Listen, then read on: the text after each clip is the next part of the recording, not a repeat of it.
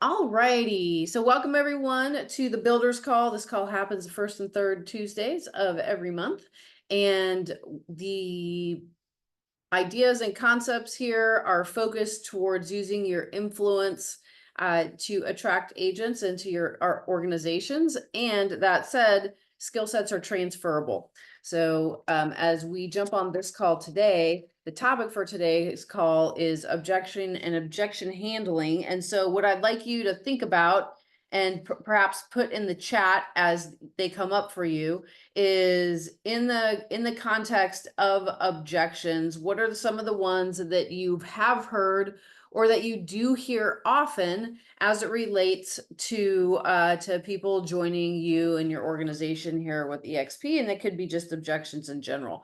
So we'll work through that list of those. Would like to go through the ones that you guys have, but first off, I want to start to talk about the psychology of objections in general, and that there is different ways to approach them. So how many of you, when you get objections, do you feel like, wow, I need to have the right script or the right thing to say to overcome that objection or handle that objection? Just by show of hands. Yeah, and do you feel like if I don't know what to say to overcome that objection, then, and I don't have the words, and then, I either look like I'm not that professional, or I don't know what I'm talking about, or the client's right.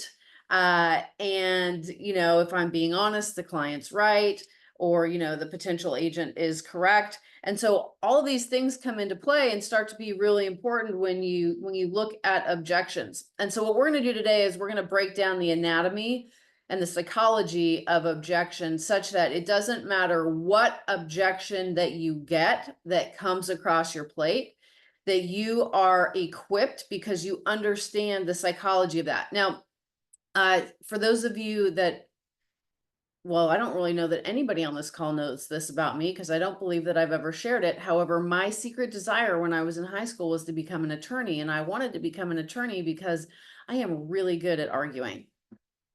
And give me a point, counterpoint, and I am like all over it, right? And so I started working in a law firm for an estate planning attorney when I was 15 and in high school, and I worked all around that field and decided that's actually not what I wanted to do. And then as I got into sales and started to do that, it was like, oh, this is fun, because if I learn the language, like there's really a handful of objections, and the objections are always going to be the same. And if I learn how to do that and to navigate those, then it'll be okay. But what I noticed, and maybe you've noticed that too, is that when I looked at objections with the framework of they're putting up an objection because they're not actually interested or don't want this, and they're just attempting to get rid of me, versus they're putting up this objection because they are actually interested, things completely changed. So how many of you have felt when you get objections that, oh, that person's probably just, they're not really interested, and that's why they're being like, the energy behind it feels resistant? Have you guys experienced that? Yeah, it's like resistant. It's like they're pushing back. It's like, no, because of this, this, and this. And the truth is, when someone is not interested, they're not going to take the time to tell you all of their objections. They're just going to say no, because there's nothing that you could say to them that is going to change their mind. And we've come across these people, and maybe you've done it yourself. It could be the person that knocks on your door that's selling something, and you see them coming, and maybe it's somebody with a religious representation, and it doesn't match your, values or whatever. And they want to sit there and have a conversation with you. And you're like, thank you for stopping by. And no, there's nothing that they could say, regardless of what objection you give, that's going to have you entertain getting into a longer conversation. Same thing when you go to the store and somebody's attempting to sell you something that you don't want to buy. You're not gonna spend your time having a conversation telling them all of the objections around why you don't like that garment or why you don't like that car. You're just gonna say, no, I'm not interested in that car. And that's it. We don't spend time going through all the reasons why not. So when we can understand and have a different frame to put objections around, of like, if somebody is willing to take the time to say, what about this? And what about this? And what about this?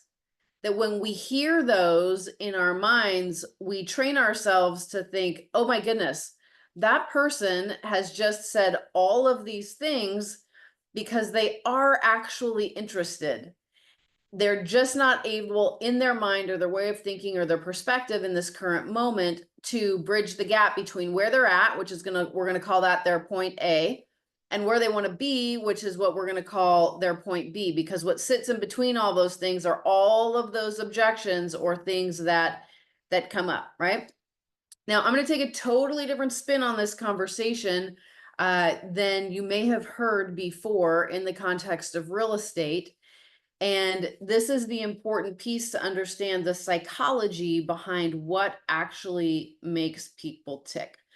So there are people that, like to be difficult just for the sake of being difficult because they want to see how good you are. Have you come across those kind of people? They're like, yeah, I'm going to give you a run for your money. I'm ultimately going to work with you. However, I'm going to make you prove yourself first. And I'm going to give you all these little series of hoops to jump through before it's like, okay, you're equipped.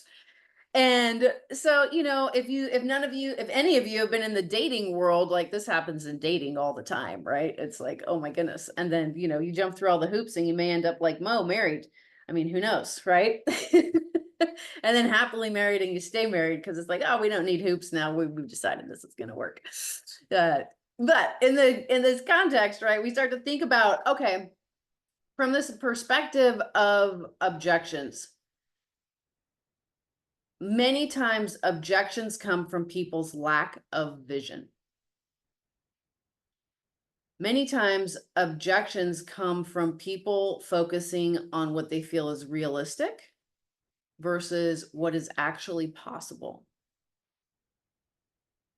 And many times the people that lack vision or that are focused on what's realistic versus what's possible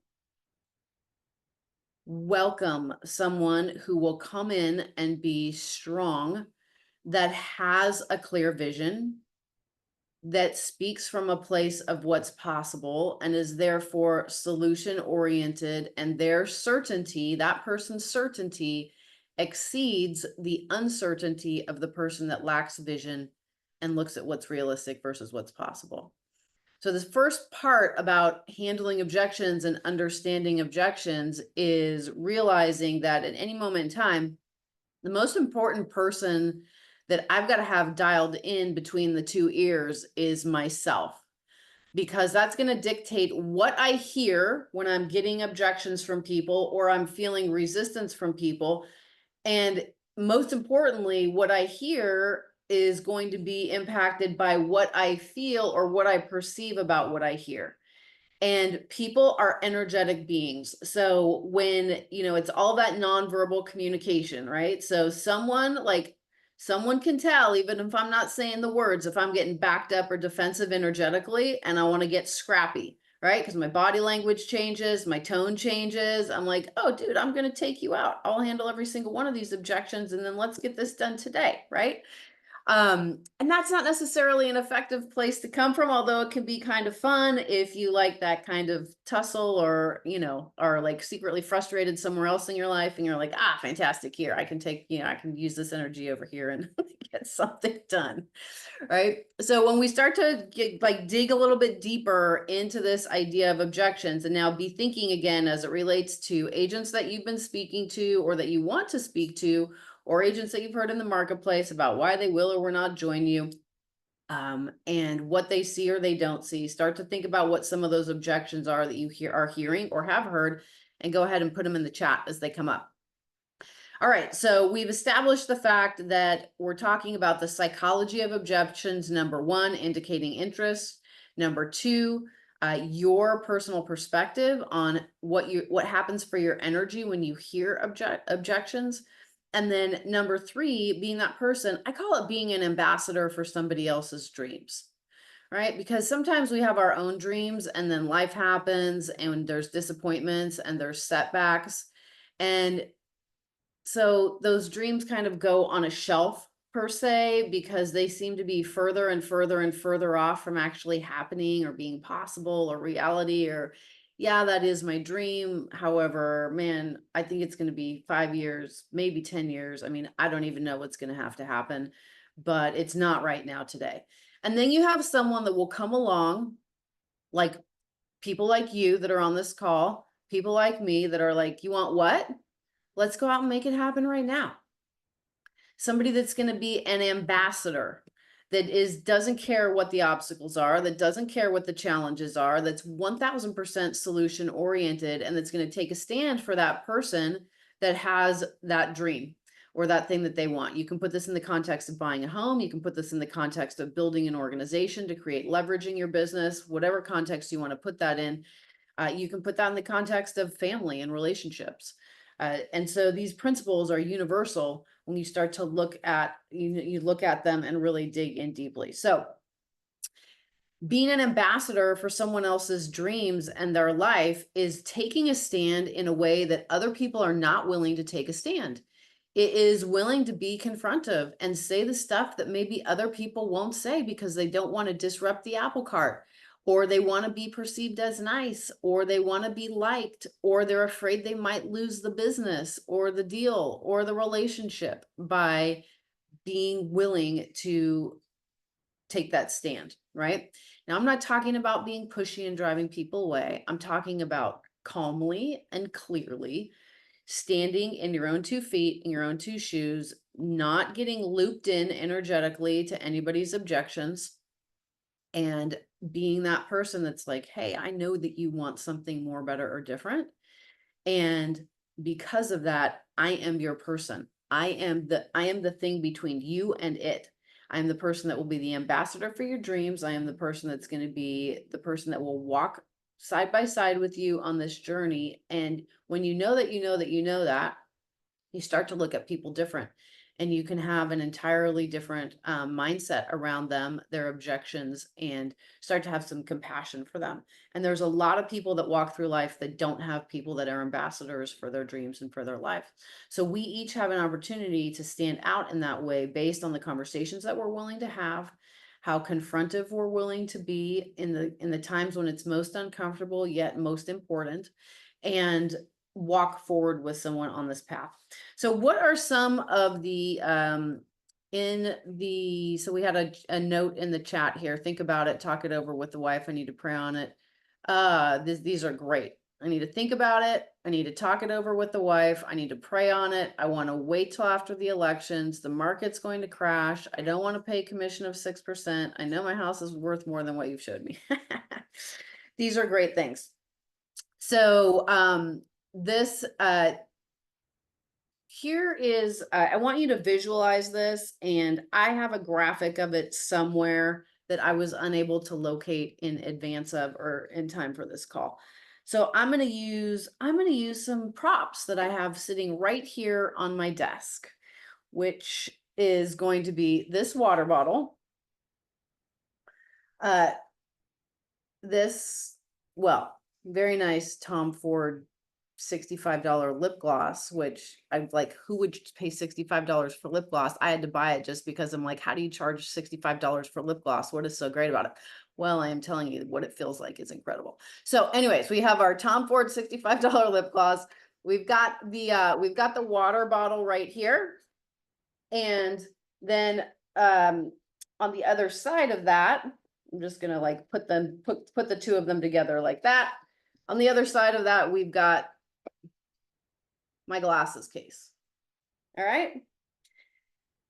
So what the lip gloss is going to represent in this scenario is it's going to represent the person. It's going to represent the agent that you are working to enroll or recruit. It could also represent your client that you're working with. And then over here, the green thing over here is what they actually want. It's what they want more than anything else. But what the water bottle is that stands in the middle is all of the objections. It's all of the reasons why they're not moving, why they are stuck, why they are paralyzed, and why they're not taking the action. So there's two different approaches that you can take with someone. And I want you to understand the approaches before we actually start to talk about the objections.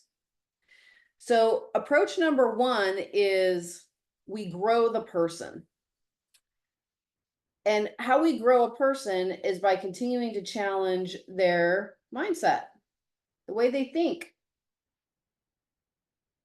And so I'm just going to take this off blur so you guys can see it better. We'll see I'm in the guest room office. Here we go. I had to have the biggest water bottle in the house, of course, for today. So we start to grow the person by how they think, by the information they give them. We start to educate them. We start to ask them different questions. And all of a sudden, the way that they perceive themselves, what they want, the world around them, they're now growing above all of those perceived obstacles and challenges to where they can actually see what they want on the other side. So that's one methodology. The second methodology is, and for those of you that are just joining us, this lip gloss is a human. These are the challenges and obstacles, and this is what they want on the other side. The second methodology behind this is the end result. This is the dream. This is what they actually want, that they're not able to see because of how big the challenges and obstacles are that stand in the way of that, or their objections per se. And you start to make this bigger and bigger and bigger and bigger by talking about it. What would be an example of that? Okay, I understand you have 67 objections right now that are holding you back. Let's imagine, like, are you willing to imagine just for a moment, all of those are satisfied and they're gone? So you get buy-in. And this way you don't have to handle 67 separate objections. Are you able to, for a moment, put those 67 different objections to the side and imagine that they're all handled? Now think about what just happened for someone energetically. They went from resistant, wanting to take a stand for all those objections, to, oh, they're all handled. But how are they handled? Oh, we don't need to know how they're handled yet. Just they're completely handled. Are you willing to have a conversation assuming that all those objections are completely handled? Well, yeah. Okay. So what you just did is you took someone from being energetically resistant to being energetically neutral, because there's nothing to be in resistance about anymore. So with those objections handled, now tell me a little bit more about this over here. Tell me about why this is important to you. What's it going to mean for you when it happens? What's going to be different in your life? What's going to be different in your family's life? What's going to be different in the quality of life that you get up and live every day? What's going to be your experience? How is your experience, your day-to-day experience, going to be different here when this happens? And the deeper that you can dig and the bigger that you make this, all of a sudden, if we're to be looking at this now, this is so big that it doesn't matter if they didn't grow as a person and change their perspective with all the facts and data that you could give them to educate. You've got what they want so big that when they look out, yeah, there's those challenges and obstacles sitting there, but this is like predominant because it has grown so big. And the secret to that is that people make decisions based on emotion, and they validate them with reason and logic. And when you can build someone's emotional attachment to what it is that they say that they want, and get deeper and deeper and deeper and deeper with that, you will have a human being that will be willing to walk through walls to make it happen when they have that connection. And what happens for people that have objections or have a lot of objections is their perspective of what they see that's the obstacle has a larger space mentally and emotionally than what it is that they say that they want. Now, everyone's been in this situation, and I'm, without exception, I can say that because of you're all out of the, out of the womb, right? And I mean, think about, like, from a kid that's like, can I have a cookie? Can I have a cookie? Can I have a cookie? And the answer is no, no, no, no, no, but I really want the cookie. And the answer is no, no, no. But oh, but if you give me the cookie, I won't ask for a cookie for another week. Or if you give me the cookie, I will put my, I won't use my iPad for the rest of the day. Can I have a cookie? No, no, no. Okay, but if I don't ask, for 2 weeks, if I don't ever ask for another cookie again, and they ask and they ask and they ask and they ask because they want it so bad that eventually it's like, okay, you can have the cookie, but no more cookie for 2 weeks, right? Because there's that value that's been created. And then we do this in life too, with hoops that we're willing to jump through and obstacles and walls that we're willing to walk through, because what is so important to us is on the other side. And maybe that's a person, maybe that's a relationship, maybe that is that home, maybe that is wanting to change a scenario from being sick and tired of being sick and tired to being able to breathe. Maybe it's moving from being able to breathe to actually being able to thrive. And everyone is at a different point and in a different state. So in review, what we talked about before any of the language around handling objections one by one is understanding this psychology that objections are interest, that the ways that you can get around them is to grow the person that has the objection through educating them. That's one way. And the other methodology is to focus on just the blanket removal of the objection so you can shift their energy and focus on whatever that dream or that desire is, fueling it and it getting bigger and bigger and bigger, that many of those objections now become not as important to them, or they are dissipated and you've now got some movement versus a stuck energy. So this has been a lot of concept and content so far. So I'm going to pause. And I know there's a lot to digest. So when I just open it up for some conversation before we move to the next piece around specifics on what you heard, any ahas that you may have had in that, how your perspective may have shifted, what you noticed energetically for you as we were walking through that experience, any of the above, and questions or clarifications if you have those as well on what we've covered so far.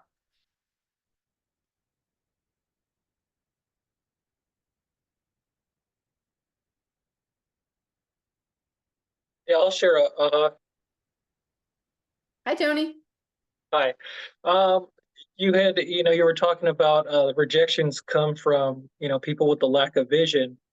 And I like that. And how you said, basically that, they got stuck on what, they believe to be what's realistic or, unrealistic. If they put it like in a unrealistic box and they're like, oh no, there's no way this could happen. They just don't see that, for them or on the other side or any way around these obstacles. And it just, for me, it was like, it just like, I thought about like how this happens to myself, where I'm like, oh shoot, you know what?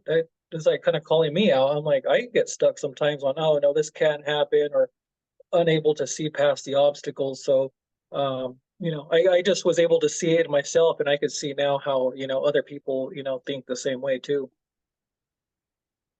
Love that. Who else? I love the personal responsibility and the awareness, right, Tony? It's the whole ABC, awareness before change, right? Oh, now when I notice when I'm doing that myself, it's like, oh, okay, shift that for myself so that that's not the experience I'm attracting back with other people, because what we are attracting in our outer world will always be a reflection of our inner world. So if you want to minimize the amount of resistance and objections that you're facing, with people that you're interacting with and dealing with on a daily basis, like, me is always the place that I start.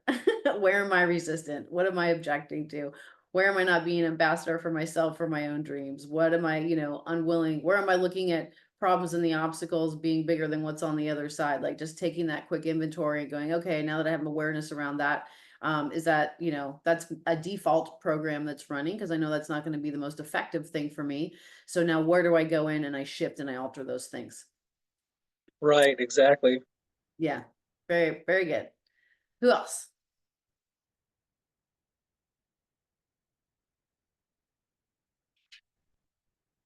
Hey, Ms. Casey, I logged in a little bit late. I do apologize, but just so I have context, are we describing like just like the actual exercise that you were talking about, or just something in general about objections, or? Yeah, anything that we would just the conversation that where you came in on the conversation. Yeah, just anything from that Okay. perspective. Cool. Awesome. I just find that a lot of the objections disappear when we personally commit to mastery, and then also the way I describe objections are just questions that we don't have the answers for. Once we have the answers for the questions, they're no longer objections. I love that. That's fantastic.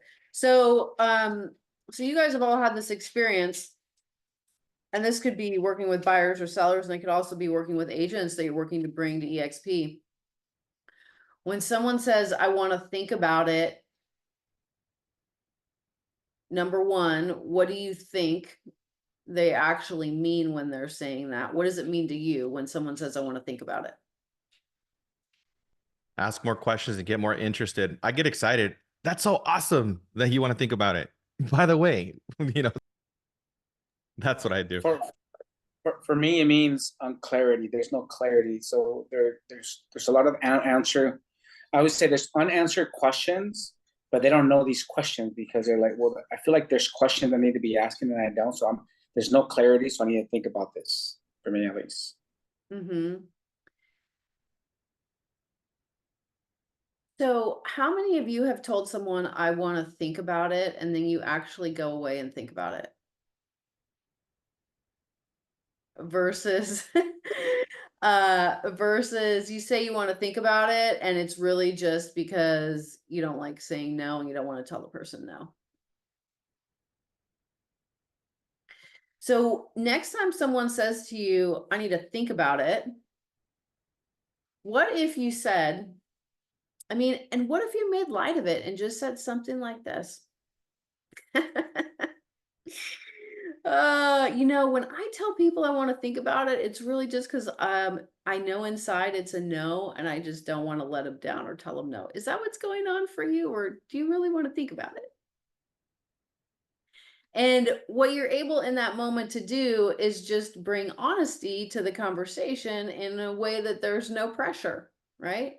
Well, no, I really do want to think about it. Oh, okay. What is it that you want to think about? Is it that you're not clear and that you'd like to be more clear?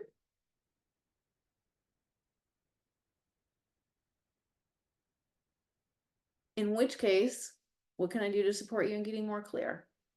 And you keep the conversation going.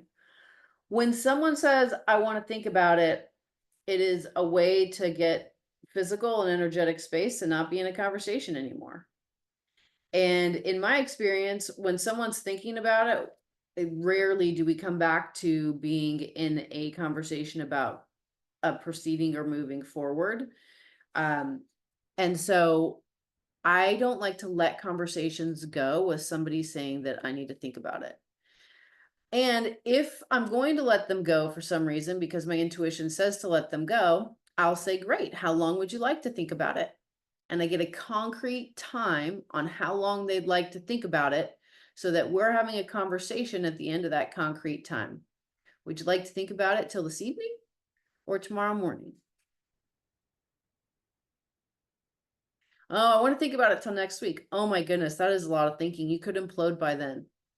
I think we should set something up before that to save you the misery, like, so you can get off the fence, right? It's so uncomfortable to be on the fence. You got to get on or get off, right? And that's okay if you get off the fence. I'll help you in getting off the fence, or I'll help you getting on the fence. But either way, I'm here for you to support you in walking through that process. So when you can retain engagement with people, and you start to think about what they're actually saying by what they are saying, right? Then that is, a whole nother scenario. Let's look at the next one. I need to talk it over with the wife, or let's say I need to talk it over with the husband. What is your experience when someone says that? What are they actually saying? Or what's been your experience on it?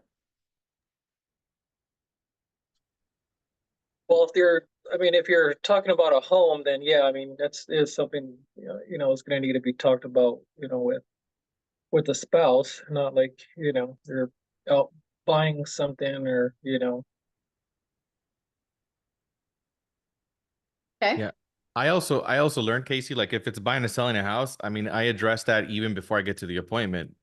Is there going to be any other decision makers that are going to decide, to put the property on the market?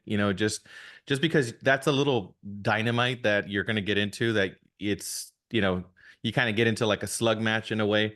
But if I'm there and I didn't do that, I mean, it just means that I haven't given them enough information for them to trust to make a decision that they want to move forward. Okay, cool. Now, in the context of somebody that you may be in a recruiting conversation with that says, I need to talk it over with my spouse, what is your approach there? And what does that mean to you? I have not got that one in You have 5.5 years. I personally have not. But so no comment for me. Casey, you said that with Rick, right? Rick said that yes, he said, this is a second marriage for both of us, and I won't make decisions without my wife, so she needs to be in this conversation. And that is what he meant, that she needed to be in the conversation. Yeah. Happy wife, happy life, right? So when someone says I need to talk it over with the wife, that is an indication of, like, here's what I hear in that context.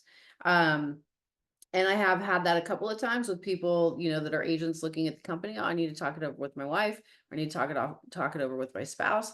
That conversation is, man, it's so important. It's clearly you value family, which is amazing, and having a great relationship at home, because from there, everything else in quality of life will stem. And my experience in working with spouses is that quite often they have very different perspectives. And while they have a shared set of values, they also have individual values of things that are very important to them.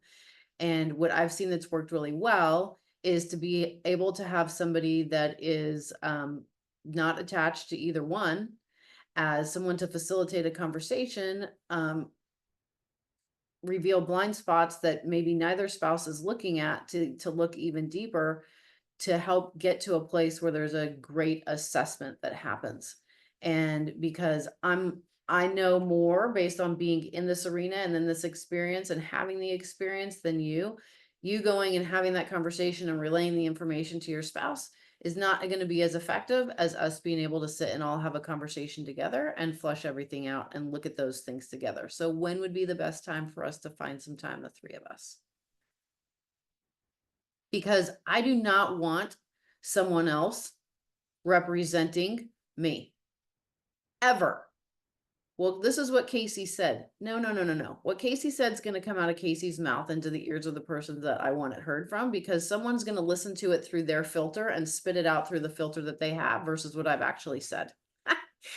And this becomes really important when you've got, maybe it's not a spouse, maybe it's a business partner, right? I'm in conversation right now with somebody that he's like, hey, I've got 2 other business partners and they da da da da da. And I'm like, great, it's going to be important that we're all in conversation together, because I've been having one set of conversation with the person that is of the 3 business partners, like the person, right? And he's like, well, I need to get them to a point where they're ready for that conversation. I'm like, great. So I'm understanding the dynamics of the partners before even meeting the partners, based on this conversation that I've had with one of the 3 partners. But for us to be like, they're not moving unless they're all moving. And if they move, and when they move, I'm going to say when they move, not if they move, there's going to be hundreds and hundreds of agents that come with them, because that's what they have built.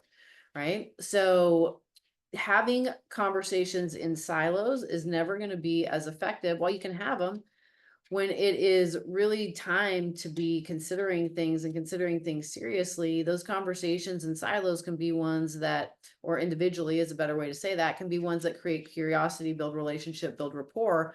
But really, if you're going to have a serious conversation that you want to get somewhere, you want to have all participants in that conversation so that everyone is moving through the energetic train together, and part of a process where they are together. And when that builds steam and that builds momentum, now objections that come up or that happen are going to be pale in insignificance to the steam and the momentum. It's like the dream, right? Like the green glass is getting bigger and bigger and bigger as you establish that, as you're moving it. I need to pray on it. Okay, perfect. I can wait while you do that.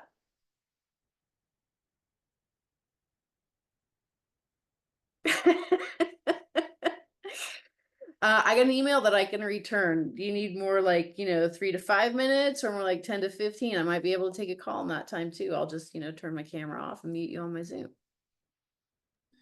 Hey Casey, I told the team here because I got that objection, right? And I was like, man, like nobody's ever told me I need to pray on it. And I was like, okay. But then I drove off and I was like, I should have just said, let's get on our knees, let's pray together. I'll lead it. Let's go. Yeah. Let's do it together. There is something so compelling about let's do it together, right? If you are like, so think about this because I know a lot of you guys are here in the context of, buyers and sellers, right? And working with clients. When you say let's go do it together, it's fiduciary in action. When we're talking about in the context of recruiting and agents and attraction, and you say let's do it together, now you're offering partnership and camaraderie and collaboration versus it's going to be great when you this is what you're going to get. When you this is you're going to no, we're going to do this together. Let's do it together, right? That is such an important component, right? I want to wait till after the elections. So this could be, in the home buying market. This could also be in the real estate, business sector, right? Of people looking at seeing what happens with the election until they make any decisions or movement. One question I'd love to ask people whenever they talk about elections is there any election that's happened at any point in the past that you can think of where your life was significantly different based on you holding off on making a decision?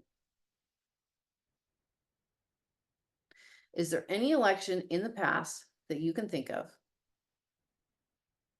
where your life was significantly different for the better because you held off on waiting to make a decision? And I have not had someone say yes to that question and give something concrete that they can think of. And so the next question then becomes, what makes you think this one's going to be different? And if they come up with a reason why they think this one's going to be different, well, can we agree based on the fact that that's never happened in the past, that the likelihood of it being different this time is very slim? So let's get back to this.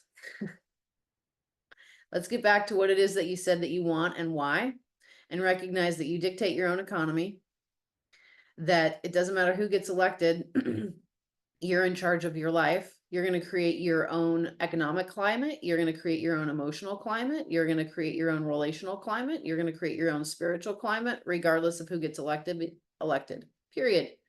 Because you're the person that's in charge and responsible for those things anyway. What do you think? Right? So often, and now this gets challenging if you are bought in one way or another on the election personally and you have strong feelings about it, right? Because it's a lot harder to stay neutral and leave that be what it is, which is something that is what it is.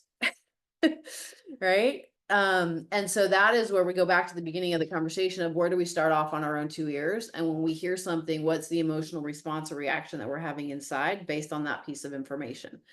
So, there's so many people that will very easily go down a rabbit hole. I have an agent that we brought to EXP that sent me a private message saying Facebook had taken a couple of their posts off and they were trying to get relevant and accurate information out about the upcoming election and what people need to know. And she sent me this post of things that were on it.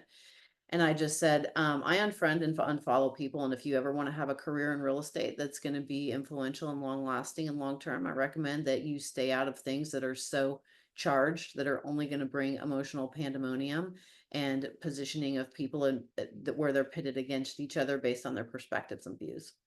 And she wrote back and said, please don't unfollow me. I'm like, I don't want to see that stuff. Right. So, it's important that even if we do have strong feelings one way or another, whatever those feelings are, that when it comes to the clients that we're going to be working with, when it comes to the agents that are essentially clients that we're not yet working with because we're working to bring them over, is that we walk a line of neutrality energetically so that we can be most influential regardless of what our personal perspectives, our beliefs are. They're important. Everybody has them. But when it comes to what you're wanting to create, from that perspective, it's important to have a healthy boundary in my experience. That's what I've seen. So, okay. Questions, comments? We're like deeper and deeper into the conversation, and we're still looking at the principles of making the human bigger based on changing their perspectives and the way that they think, or what they want bigger, so that those obstacles and objections don't have the same visibility and focus.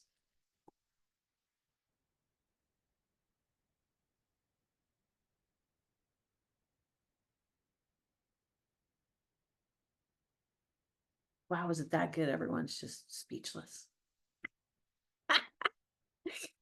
Okay, so the last couple that are in here, I don't want to pay the commission of 6%. I would, say I'm happy to do 7, 8, or 9. What would be better for you?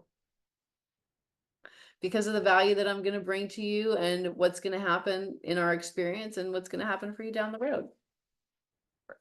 And that's called a pattern interrupt. So pattern interrupts where you say something so disruptive that it completely throws someone off.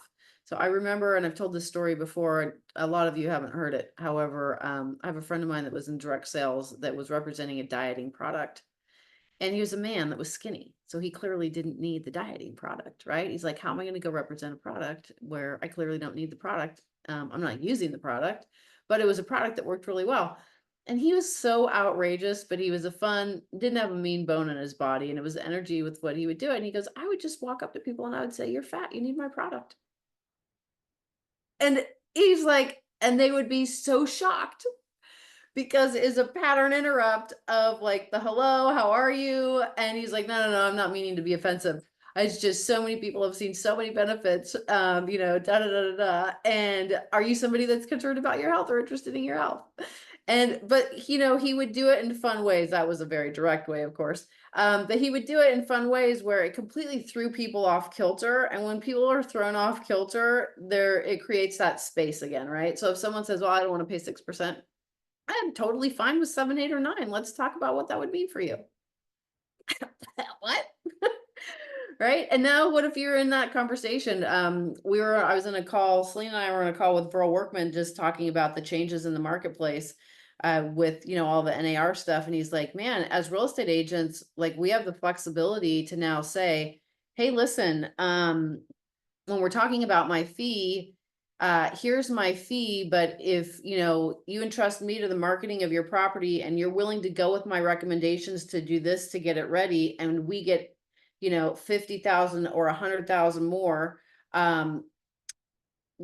is it unreasonable that and knowing that we wouldn't have gotten that without my expertise, without my help, without my marketing, without my recommendations, that you're not going to get that at all, that I get my fee for doing what I do, but anything over and above that excess of what we're asking for your home, is that, 60% goes to you, 40% of that goes to me. Or 70% of that goes to you, 30% of it goes to me. You never would have had it if it wouldn't be if it's not with working with me. So here's my fee for working with me. And then based on all the things that I'm going to recommending you do, if that happens like over and above what we're asking and what you want, why wouldn't you do that? Selena had that experience in selling her home with somebody that took a certain approach like that, and happily. Do you want to talk about what that was, Selena? Yeah, it was a refresh program. So I'd actually had my house listed with 2 agents before that in Atlanta, and they had not sold my house. And they did a rehab and refresh program, and they came in and they took on the cost of rehabbing the home, refreshing the kitchen, and it was pretty incredible. I didn't think it was going to work, honestly. And they refreshed the kitchen, they repainted the house, they did a couple of things in the master bathroom, and as a result, it sold for way, way more. I mean, we thought we were going to be coming to the closing table having to pay in order to close, and instead we made more. And as a result, he made more, right? So it was something that we'd never encountered before. And at the end of that, everybody made more money. Everybody made more money.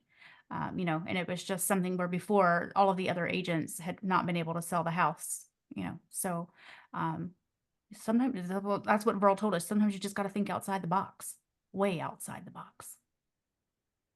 Yeah, so again, all this stuff starts with us, right? And how we think about things, what our energy is, what our feelings are about things, and then how we stand in them, right? If you know your value, right? Clearly, the agent that was working with Selena to do that rehab and refresh program knew their value, knew it would happen, and was willing to make that kind of investment to make that happen. And then for the opportunity of them both winning at a higher level, right? So we come back to all this being like, these aren't objections or interests. She wanted to sell her house, right? The person that doesn't want to pay 6% still wants to sell their house. But what is the, getting down to the, what is the issue and how do we talk about really what's going on versus, well, here's why I'm worth 6%. No, okay, well, why are you even wanting to sell your house to begin with, right? What's going to happen on the other side of that? Now, what if we can get you more than what you need to get out of it? Like, would it make sense that as that benefits you, that I'm also rewarded as well because I'm the person that's making that happen, right? I mean, these are like logical conversations to have in the marketplace. All right. I know my house is worth more than what you showed me. I'm so looking forward to the market proving that to be true by having a buyer that comes and actually offers you that. So let's do what we need to do to get the best offer possible, which is my strategy. Because this is what I do all day, every day. Right? Not your strategy of what you want to list it at. So in this context, like, I don't want to say mental warfare because that sounds really brutal. But when you look at objections, it's really mental resilience. It is you not buying into somebody's small thinking or limited perspective. It's you constantly taking a stand, like we talked about earlier, being an ambassador for what someone else wants and helping to be the person that has the vision, that keeps the vision, that keeps sharing that vision and keeps building that vision and growing that vision throughout the process because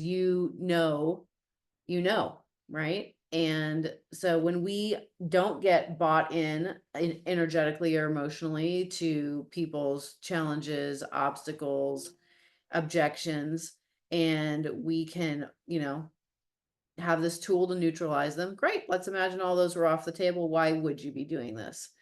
And get into a conversation that's going to move somebody energetically forward. Just remember, whoever influences the energy that keeps the energy moving is going to be the person that influences the outcome. So if you have someone on the other end of a conversation that's keeping the energy of resistance moving because they're becoming more and more resistant, they're influencing an outcome of nothing happening. If you're able to neutralize resistance and then get energy moving and, in a conversation and in someone's mind and body and heart, you're now influencing the outcome in a greater way than they are. So we come back to this idea of he or she who is most certain wins, because that's where it's all going to start and stop, right? And how do we become more and more effective in playing with that? Because at any moment in time, what's true is we've all got a million demands that are pulling at us, right? We've got family demands, we've got life demands, we've got business demands, which makes that managing of our own energy sometimes more challenging or more difficult. Because if nothing else is going on and everything in our external worlds are calm, yeah, of course, that's going to be the space that we operate from. But, if we've got a deal falling apart or something going on with one of our kids or, my spouse that I might not want to hug right now, I might want to, strangle. Not that that would ever happen for anyone on this call, but, we now walk into an environment where we're like, oh, yes, well, let's have an agent attraction conversation, or let's have a conversation about why you want to work with me. And you're like, all right. And all the spot that person can feel is the ringer, and they know it's not at them, but it's like, ooh, that dude's intense. He's got something going on. That managing of our own energy sometimes becomes more challenging, more difficult. So a quick moment to just pause and reset before going into each conversation, each appointment, and go in clean. And remember, like, those things between your own two ears, like a reset before every new environment, right? We're going to have our weekly team meeting on Zoom at 10 a.m. in 8 minutes. And so, like, this has been a conversation. However, I'm going to reset before going into the next conversation because I'm going to be doing something totally different and in a totally different conversation than this one's been in. And I don't want to carry the energy of this conversation into the next one because I'm going to be complete here once we all say goodbye. So as something that you guys can do, conversation to conversation, appointment to appointment, versus like having an entire day that's impacted by stuff that you have going on in the background, like get clean and reset before you go into each conversation, get clean and reset before you go into each appointment. And when you can be grounded and operate from that space and you know that you can go in and create something from nothing. So that ability to go, okay, I'm going to create something from nothing. Create something from nothing means you're going in clean, right? Versus I'm going to go create something while trialing all of the dragging empty soda cans on the string behind the car, right? Like, don't drag all that stuff with you. Go in clean, go create something from nothing. Like, this is the opportunity to be like whatever outcome you want it to be. Focus on the outcome that you want before you go into that conversation and what that's going to feel like. And then be the person that shows up in that interaction to facilitate someone having that kind of experience with you so that they move forward in what they want. You're helping them get what they want, which also at the end of the day, hopefully is helping you get what you want. So it's a win-win. All right. Any closing words, comments, thoughts before we all say goodbye? Thank you for joining us. Well, Good you know, real quick, Casey, where can I learn more about you, or get more of your content? Empire Builders Pro. Empirebuilders.pro is the website. If you go under the resources tab, we have all of our calls that are recorded and housed on YouTube channels. Okay. Depending Thank you on so topic. much. Yeah, based on topic. Yeah. Okay. Awesome. Took a bunch of notes here. Thank you. Yeah, thank you for being here today. We do this call the first and third Tuesdays of the month. And then we've got our free Friday coaching call the first and third Fridays of the month. Selena teaches systems with Selena once a month on the first Friday of the month. And then the A to Z's of building a team on the first Monday of the month. So those are all the live ongoing things that you can plug into and plug your people into. We are here to help and to serve. So thanks for being with us. All right. Make it a great day, everyone. I'll put it in the chat. Oh, it's in the chat. Thank you, Casey. You're welcome. Thank you, Casey. Thank you, Selena. See you guys later.